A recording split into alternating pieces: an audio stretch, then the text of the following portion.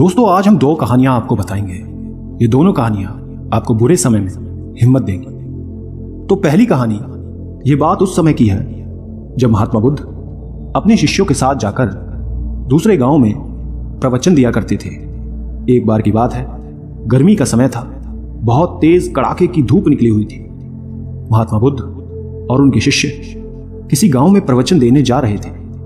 उन सभी शिष्यों को गर्मी लग रही थी, गर्मी से हाल बेहाल हो रखा था और वो सभी चलते चलते बहुत ही थक गए थे। महात्मा बुद्ध के प्रिय शिष्य अब आनंद के मन में भी सवाल उठ रहा था। अंत में उन्होंने महात्मा बुद्ध से कहा, गांव कब आएगा और यहां से कितनी दूर है, हम थक गए हैं। तो वहीं खेत में एक बूढ़ा व्यक्ति काम कर रहा था।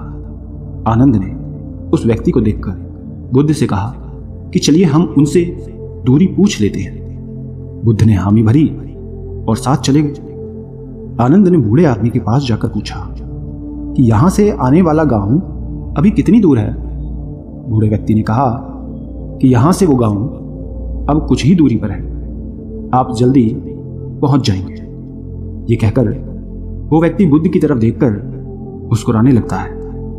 बुद्ध भी उस बूढ़े व्यक्ति को देखकर मुस्कुरा देते हैं। आनंद को यह समझ नहीं आया कि वो लोग क्यों मुस्कुरा रहे हैं, इसका कारण क्या है। मैंने भी ऐसी कोई बात नहीं की कि जो ये लोग मुस्कुराएं। आनंद के मन में ये सवाल अभी था ही कि वो लोग आगे निकल गए। आगे जाने के बाद जब फिर से गांव नहीं आया, तब आनंद के मन में फिर से ये सवाल आने लगा कि उस बुजुर्ग द्वारा बताए गए रास्ते के अनुसार अभी गांव आया नहीं। फिर रास्ते में आनंद को एक और महात्मा मिल गए। आनंद ने उन महात्मा से फिर वही सवाल पूछा कि आगे आने वाला गांव और कितना दूर है। महात्मा ने कहा कि ज्यादा दूर नहीं है, बस 2-4 किलोमीटर।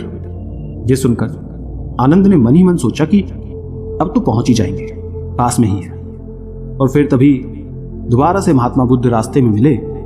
महात्मा को देख थोड़ा सा मुस्कुरा देते हैं और महात्मा भी गौतम बुद्ध को देखकर थोड़ा मुस्कुराने लगे। और फिर से एक बार आनंद के दिमाग में वही सवाल उठने लगता है कि आखिर दोनों के आपस में मुस्कुराने का कारण क्या है। परंतु वो लोग आगे बढ़ने लगे। काफी आगे बढ़ने के बाद गांव नहीं आता है। अब आनंद ने एक बूढ़ी माता से फिर पूछा कि गांव कितनी दूर है। बूढ़ी माता ने कहा कि बस कुछ कदम दूरी शेष है, आप गांव पहुंच ही गए। और एक बार फिर से वो बूढ़ी औरत और बुद्ध एक दूसरे को देखकर मुस्कुराने लगे।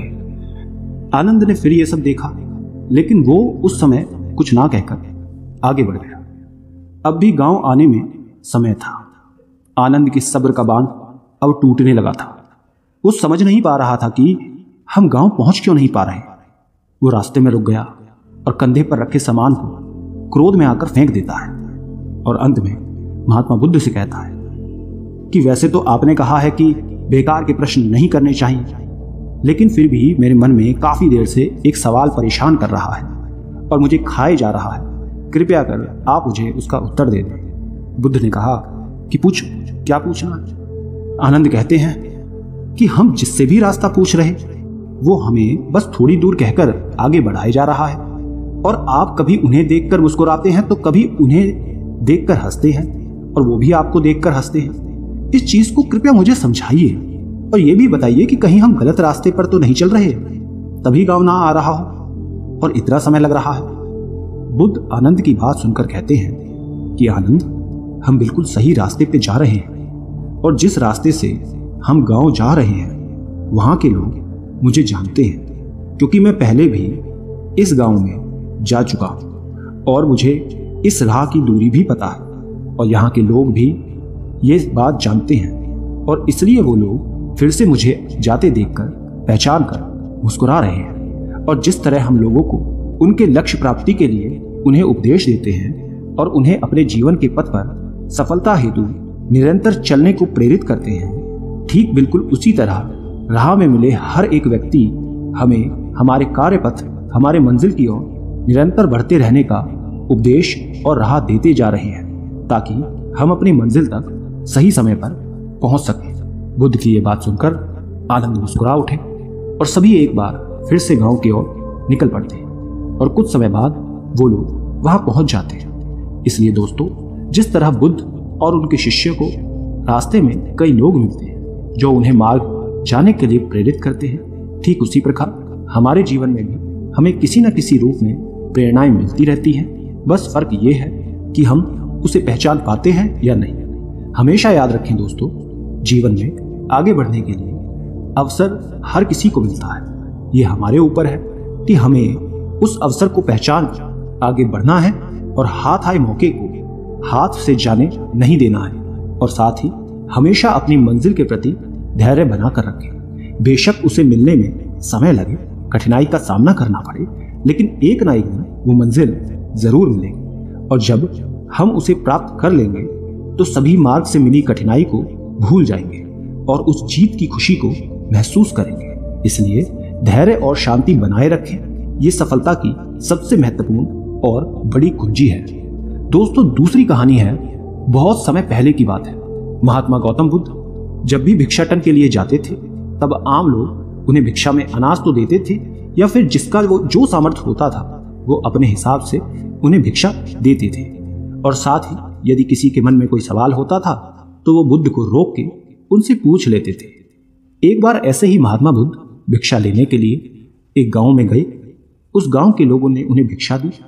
तभी एक व्यक्ति वहां पे आया और बुद्ध को भिक्षा देकर कहा, प्रभु, मेरे मन में एक सवाल है जो काफी समय से चल रहा है, मुझे आपसे उसका उत्तर चाहिए। बुद्ध ने कहा, पूछो।